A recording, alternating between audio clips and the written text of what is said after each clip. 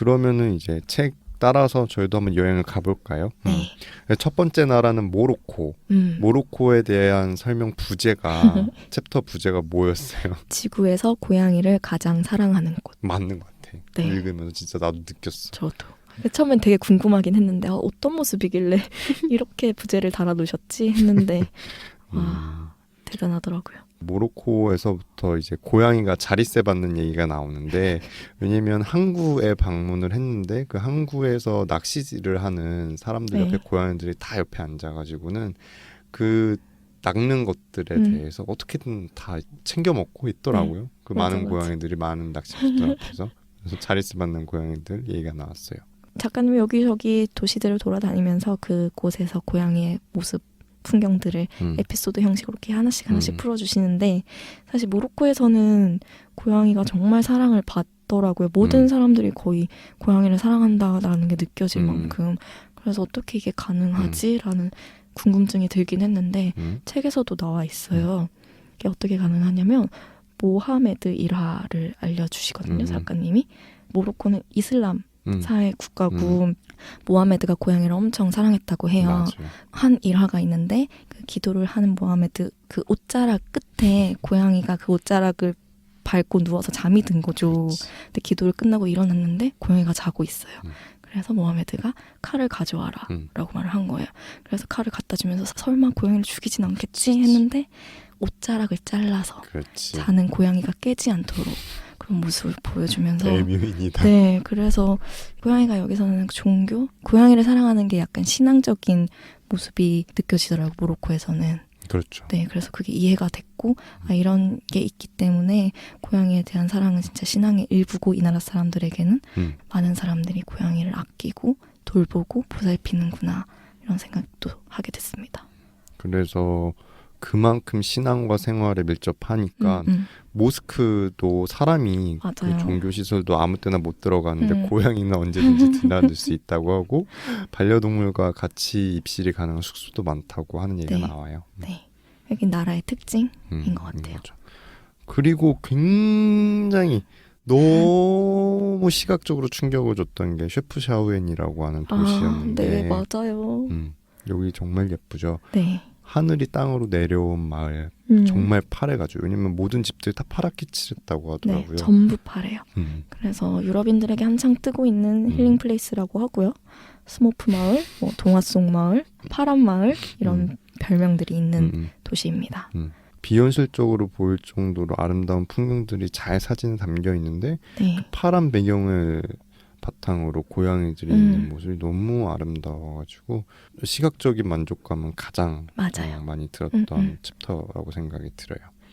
식탁에 올라가서 음식을 강탈하는 고양이들 얘기가 많이 나오는데 음식점에 가서 뭘 시켜 먹으려고 하면 고양이들이 와가지고 다 뺏어 먹는다고 안 줄 수가 없는 것 같던데 라고 하고 그리고 모로코 사람들이 특별히 고양이를 사랑한다는 느낌은 받을 수는 없었다라고 얘기가 나오는데 왜냐면 그게 너무 일상적이고라서 특별해 보이지가 않는 거죠. 그러니까 숨쉬는 공기처럼 이제 자연스러운 것이라고 느껴진다라고 얘기가 뭔가 유난스럽지 않다는 느낌 같아요. 일상인 거지 진짜 말 그대로. 모로코는 그럼 이 정도 얘기하고 그 다음 나라로 가볼까요? 터키. 터키는 부제가 뭐였죠? 사랑하고 노래하고 고양이 하라. 훌륭해. 그래서 고양이를 누려라.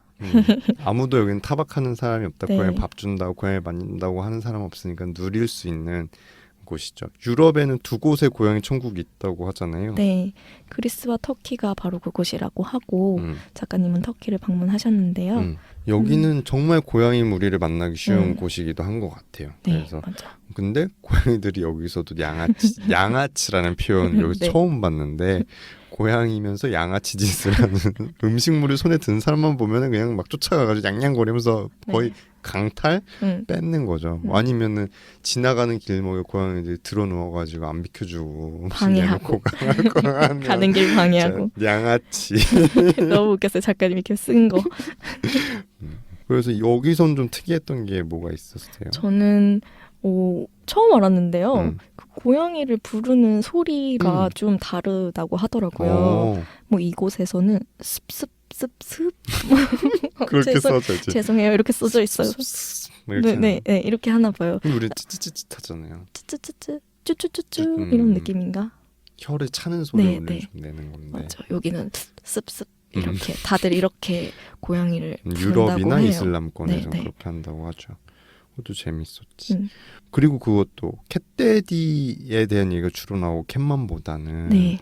아무래도 그것도 이슬람 문화권의 특징인 것 같아요. 그렇죠. 아무래도 남자들이 조금 더 그런 외부 활동을 하는 게 허용되는 나라니까 캣맘보다는 캣데디들에 대한 묘사가 훨씬 많이 나오게 되고. 네.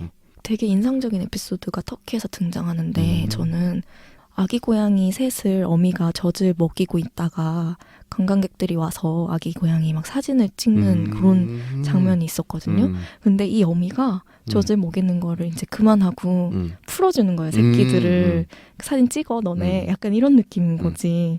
그리고 어떤 여행자가 이제 새끼 고양이가 너무 귀여우니까 얘를 끌어안거든요. 심지어.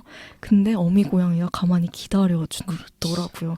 보통은 자기 새끼 이렇게 건드리며 난리가 나잖아요. 동물의 습성상. 맞아. 근데 충분히 그 관광객, 여행객이 새끼를 예뻐하도록 기다리는 그 모습이 너무 충격적이었어요. 고양이가 인간에 대해서 얼마나 신뢰를 하고 있으면 저렇게 자기 새끼를 내어줄까 이런 생각이 들어서 좀 놀랐죠.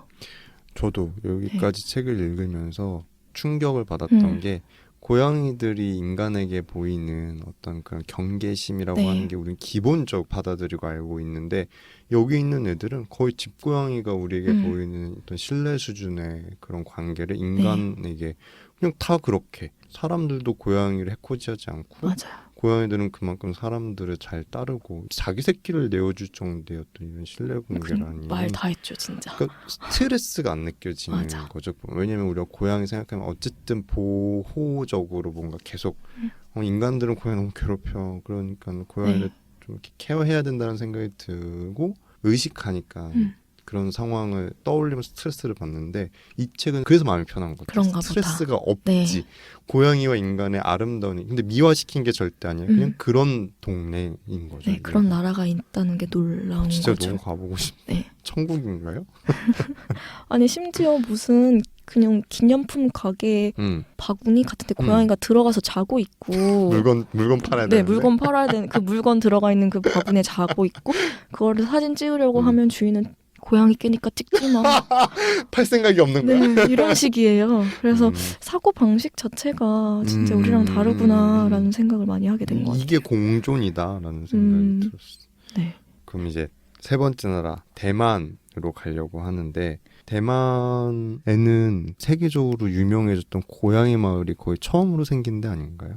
오, 그렇더라고요. 책에 보니까 인공적으로 조성한 그런 고양이 마을이 대만에 있다고 하더라고요. 사실 저는 대만 여행을 갔는데 몰랐구나? 몰랐어요. 아쉽더라고요. 다시 가야겠네. 이거 보니까 그때는 가족들이랑 어른들이랑 가가지고 급하게 가기도 했고 또 저한테 너무 맞춰서 갈 수는 없으니까 아예 몰랐어요. 이번에 알게 돼서 신기했죠. 탄광을 재개장을 한 거죠. 당연히 이제는 사양 산업이니까 사람들이 살지 않고 마을이 폐허가 될 텐데 폐광촌을 재개발, 재조성을 한 거죠. 네. 고양이를 테마로. 그래서 거주민보다 고양이가 많은 애묘인들의 거의 성지급이라고 하는 곳이네요. 많은 사람들이 가서 뭐 스탬프도 찍고 오고 역에 가서 고양이들 사진도 많이 찍고 간식도 주고 이렇게 많이 즐기다 오는 애묘인들이 그런 도시였습니다. 재밌는 거는 적극적으로 이곳을 정말 꾸미는데 정기적으로 고양이들 수의사 관리를 받게 한다든지 애들을 케어하려고 하는 지역 경제를 살리고 있는 애들이니까 그 정도 맞아요. 당연히 대접해줘야지. 진짜 정말 건강 상품이 된 거죠. 그 도시에. 그 도시를 먹여 살리는 네, 먹여 살리고 있어요. 예전에는 그 탄광촌이어서 먹고 살았다면 지금 고양이 덕분에 살고 있는. 우리나라에도 이런 거 좀 만들어주지. 네, 저도 이거 보면서 우리나라 약간 도입해볼 만한 모델이 아닌가라는 생각은 좀 했어요. 싫어하는 사람들은 거기까지 가서 해코지할 것 같지는 않고. 네, 그냥 약간 좀 외진 곳이나 아니면 섬 같은데 시범적으로 시행해볼 수도 있지 않을까 하는 생각을 하게 됐어요. 우리나라에 있는 애묘인들이 얼만데 그들만 불러모아도 저는 이 부분 재밌었던 게 여행자들이 많이 오잖아요. 이제 세계적으로 유명해졌으니까. 근데 오로지 고양이를 만지고 싶어서 오시는 분들도 있다라고 하는 거죠. 왜냐면 여기 있는 고양이들은 그렇죠. 인간에 대해 적대적이지 않는 그런 신뢰를 보이고 있기 때문에 벤치에 앉아가지고 그냥 고양이 만져도 다들 그 손에 몸을 맡기는 거니까. 그래서 그런 여행자들을 관찰했던 너무 고양이를 원하는 사람들을 위한 이런 서비스가 잘 되어 있다. 서비스. 고양이들이 서비스를 잘한다. 대접 잘한다. 그래서 대만은 그 도시가 유명하고 인도 얘기도 나오죠. 근데 인도는 우리가 알고 있지만 정말 빈부격차 심하고 거기는 빈민층이 굉장히 두꺼운 곳인데도 불구하고 그곳에 사시는 분들이 십시일반으로 먹을 걸 나눠서 고양이들을 먹여 살리고 있다는 거죠. 그게 되게 감동적이었어요. 엄청. 진짜 고양이랑 동물을 사랑하는데 가난이 문제가 되지 않는다는 되게 와닿는 메시지가 인도를 보면서 제일 많이 느꼈던 것 같아요. 그리고 인도에서 나오는 고양이들 사진을 보니까 아비니시안 종이 많더라고요. 맞아요. 다르게 생겼지. 다른 고양이들은 좀 더 각이 져 있다 그래야 되나 얼굴이 몸집 날씬하고 길쭉한 느낌이 좀 있어요. 그 친구들이 원래 이집트에서 숭상하던 품종이 그 애들이잖아요. 뭐 우아한 애들이라서 되게 인상적인 아비니시안이 그 고양이라니. 이 동네는.